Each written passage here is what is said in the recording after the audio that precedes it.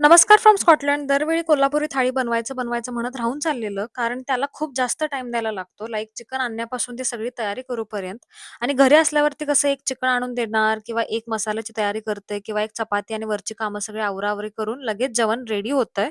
पण म्हणलं एक दिवस जाईल, पण मनासारखं खायला भेटेल.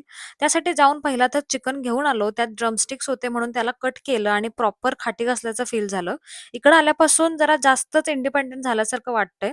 चिकन पण कट करता येते आजकाल. मग पहिला चिकनला कांदा, टोमॅटो आणि हळदीची फोडणी दिली. त्यानंतर मसाल्यासाठी सुकं खोबरं आणि तीळ चांगलं भाजून घेतलं. खोबरं आणि तीळ ब्राउन होईपर्यंत चांगलं भाजायचं आणि मग मिक्सर जारमध्ये घालून त्याच्यामध्ये कोथिंबीर, जिंजर, गार्लिक आणि एकच फक्त वेलदोडा घालून, थोडंसं पाणी घालून पेस्ट करायची एकदम बारीक. जास्त पाण्याचा वापर करायचा नाही. मग कढईत तेल, खडे मसाले, जिरं, कांदा, टोमॅटो चांगला भाजून घेतला, की त्याच्यामध्ये मग मसाला घालून त्याच्यात कोल्हापुरी मसाला घालून तेल येऊपर्यंत चांगलं भाजायचं आणि मसाला खाली लागला तर थोडं चिकनचं अळणी घालून मिक्स करून चिकन घालून हलवून घ्यायचं आणि मग मीठ आणि कोथिंबीर घालायचं आणि जर तुम्हाला हवे असेल तर चिकन मसाला किंवा गरम मसाला सुद्धा ॲड करू शकता.